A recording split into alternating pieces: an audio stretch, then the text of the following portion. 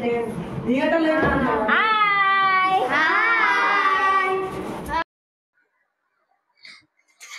everyone, this is Shantika and welcome to my new vlog. চিরাচরিত ভাষায় আমি এই কথাটা বলে থাকি, বাট আমি অ্যাকচুয়ালি জানি না কেমন করে ব্লগ করতে হয়, কেমন করে ফেমাস হতে হয়, হোয়াট এভার ইট ইজ। আমাকে অনেকে সাজেস্ট করেছে যে করতে, সেগুলো ইউটিউব ফেসবুকে আপলোড করতে। আমি সময় পাই না, অনেকে ব্যঙ্গ করে। রিসেন্ট আমি কয়েকটা 4-5 3-4টা 2টা তাও বিগত 2-3 মাসে আমি আপলোড করেছি। তাতে অনেকের অনেক মাথা ব্যথা, বাট হু কেয়ার্স।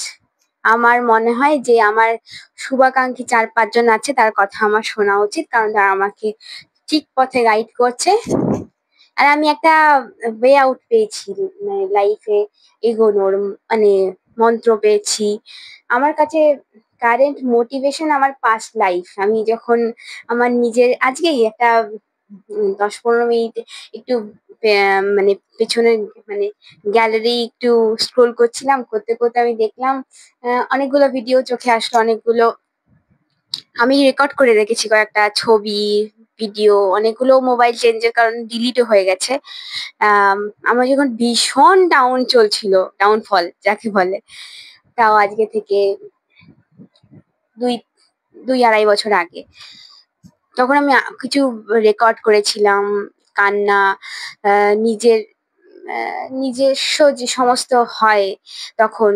যে আমার একটা কথা আমি প্রত্যেকটা জায়গায় আমি কমন পেলাম, যে আমি মাকেও বলতাম, এখনো বলি, যে আমি জানি না আমার দুটো লাইফে এখন যে কোনো মানুষের দুটো জিনিস নিয়ে চাপ, যে একটা হচ্ছে লাইফ পার্টনার কেমন হবে, আর 2 নম্বর হচ্ছে ইনকাম অফ সোর্স, আর একটা চাকরি হবে কিনা, বা কোনো ভাবে আমার ইনকাম নিজস্ব পার্সোনাল খুদকা আসবে কিনা, বাবা আর কারো পয়সা ছাড়া খুদকা পয়সা আসবে কিনা। 1 মিনিট আমার বাড়িতে প্রাইভেসি নেই, যখন তখন যে এসে ঢুকে পড়ে, না নেই। তো যেটা বলছিলাম, এটা আমার নিজস্ব ঘর, এখানে আমার উলট পালট থাকে, আবার ঠিক করি, রোজ উলট পালট রোজ ঠিক করি। তো সেগুলো পিছন দিকে অনেক কৌটা আছে, যে সমস্ত মানে গ্রসারির কৌটা এগুলো। তো যাই হোক, যেটা নিয়ে মেন কথা বলছিলাম, যে আমার মাকে আমি সবসময় বলতাম যে আমি জানি না আমার লাইফ পার্টনার কেমন হবে, কিন্তু আমি দাঁড়াবো। আমি কাঁদতে কাঁদতে ওই কথা বলেছি, মানে যখন আমার ভীষণ ডাউনফল, তখন আমি কাঁদতে কাঁদতে মাকে বলছি আমি জানি না কেমন করে দাঁড়াবো, কিভাবে দাঁড়াবো, আদৌ পারবো কি পারবো না, কিন্তু আমি তোমাকে একদম লিখে দিতে পারি আগামী 5 বছরে আমি একটা জায়গায় চলে যাব। সেটা পয়সার দিক দিয়ে জানি না, আমি সাকসেসফুল হতে চাই। সাকসেসফুলের ডেফিনেশন অনেকের কাছে পয়সা, কিন্তু আমার কাছে না। আমার কাছে আমার মানে সমাজে বাস করি, তো আমার সম্পর্কে যেন কোনোদিন ব্যাড রিপোর্ট না থাকে। আমি যেন একটা একটা ভালো ক্ষণজন্মা হয়ে থেকে যেতে চাই, আর কিছু বলতে চাই না। যাই হোক, আমি ক্ষণজন্মা হতে পারলাম কি না পারলাম জানি না, আর আমি জানতেও চাই না, বাট আমি আমার বেস্ট ট্রাই করেছি। আমার দিক দিয়ে আমারটা বেস্ট ছিল, আর এখনো তাই করছি। আমি আমার এক্সপ্লেনেশন দেব, এখনো সময়টা আসেনি, যে আমাকে আমি কি কি দিয়ে গেছি এবং কিভাবে বেরিয়েছি। আমি আমি চাই এগুলো পাবলিকলি বলতে, আমি অনেকবার বলেওছি যে আমি বলবো, কিন্তু আমি বলতে পারি না, আমি কোথাও গিয়ে আটকে যাই। যে সমাজে চলি, এত কথা বলে কি লাভ, নেগেটিভ নেগেটিভ ওগুলো ভাবলে আমাকে আবার পূর্বে যেতে হবে, চিন্তা ভাবনা রাখতে হবে, যে এইখান থেকে আমি এখানে এসেছি, তাই না, আমাকে পুরো কথা আবার ঘাটতে হবে, তাই আমি ঘাটতে চাই না।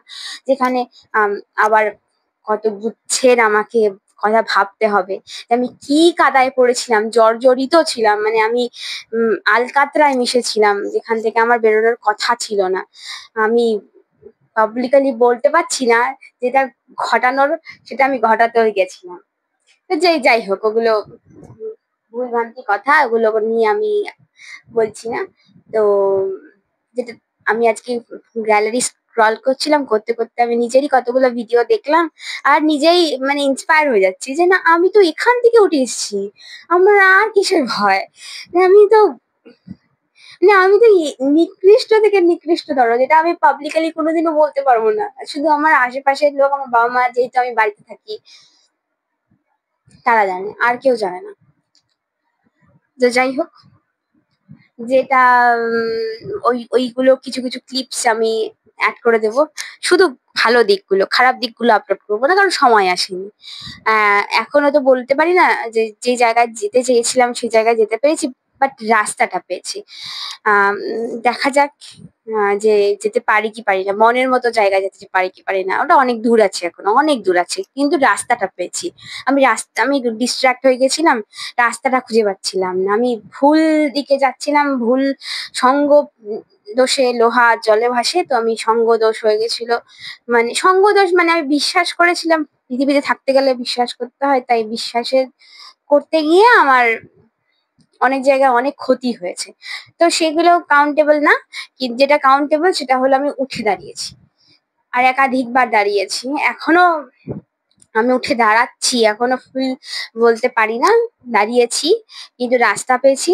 আর ২ নম্বর কথা হলো, ১ নম্বর কথা যে রাস্তা পেয়েছি, আর ২ নম্বর কথা হলো বেশি এলাবোরেটলি আমি কিছুই বলি না ভালো দিক, কারণ ভগবান আমার সহ্য করে না। কেন জানি, মানে ভগবান সহ্য করে না, মানে নজর লেগে যায়, বা আমি ওইটা একটু বিশ্বাস করি, কারণ আমি দেখেছি আমার লাইফে যতবার আমি বেশি উম আগ বাড়িয়ে বলতে গেছি নিজের লাইফে, আমাকে অনেকে অনেক বলেছে যে ভালো জিনিসগুলো দেখাও না কেন, এতে আশ্রমে যেটা হচ্ছে সেটা দেখাও না কেন, বা যেগুলো করছো সেগুলো দেখানোর চেষ্টা করো, তাতে লোক এনকারেজ হবে। কেউ হয় কি হয় না আমি জানি না, মানে আমি বুঝতেই পারছি না। আমি ভিডিও বানাচ্ছি, আমার শখে বানাচ্ছি, সময় পেলে বানাচ্ছি, রাত্রিবেলা এখন কটা বাজে, হ্যাঁ, তখন এখন আমি বানাচ্ছি, কারণ আমার ফট করে মনে হলো তাই বানাচ্ছি।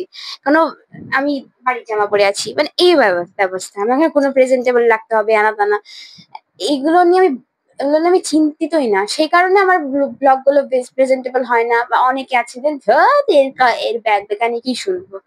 এখন মানুষের ফ্যাশন ওয়ার্ল্ড বলুন বা গ্ল্যামার ওয়ার্ল্ড, সেই দিকে বেশি ধাবমান, মানে বাস্তবের থেকে দূরে। যাই হোক, আমি কয়েকটা ছোট ছোট একটা ভিডিও আমি আপলোড করব, যেটা আমি ছোট ছোট ক্লিপস আমার লাইফের অ্যাচিভমেন্ট বলতে পারি না, তবে ছোট ছোট, তার মানে আমি মানে 10%, আমি একটা ভিডিও জাস্ট একটা কাট কেটে কেটে একটা আমি এডিট করছিলাম, তা একটা ভিডিও আমি আপলোড, এখানে একটা শর্ট দিয়ে দেব এই ভিডিওর সাথে লিঙ্ক করে।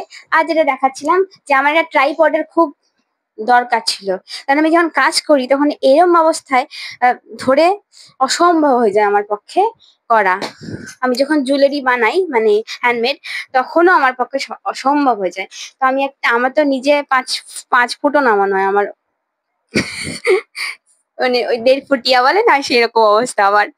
আর অনেকে বলে যে আমি তো আমার হাইট শর্ট, আমার এই শর্ট, মানে আমি মানুষটাই শর্ট, বা বাট আমার গলা শর্ট না, আমি গলা ছাড়তে পারি। হাল ছেড়ো না বন্ধু, বরং কণ্ঠ ছাড়ো জোরে, এটা একটা একজনের ট্যাগলাইন। যদি কেউ জানো, please comment down, comment below, sorry. আর এই ট্রাইপডটা আমি অর্ডার করছি, এটা 7 ফুট লং, আর এটা দিয়ে আমার অনেক সুবিধা হবে বলে আমার মনে হয়, যেটা মানে নিচে করা যাবে, উপরে করা যাবে, এবং পাথালা ভাবেও করা যাবে, যেভাবে ফোনটা আছে, অথবা কিছু নিচে রেখে আমি জিনিস বানালে সেটারও ফোকাস নেবে। খুব প্রয়োজনীয় জিনিস আমার, ফ্লিপকার্টে অফার চলছিল, আমি নিয়েছি। আর এইটাই, এটা একটা, কি জানি না, এটা আমি নাফা কোম্পানির, এটার প্রাইস ছিল কত, ১৪৯৯, আমি পেয়েছি ৩২৩ টাকায়, স্টিল ডিল। ঠিক আছে, tata, good night, bye bye, ভালো থেকো, সুস্থ থেকো, পরে একটা ব্লগ নিয়ে দেখা হচ্ছে।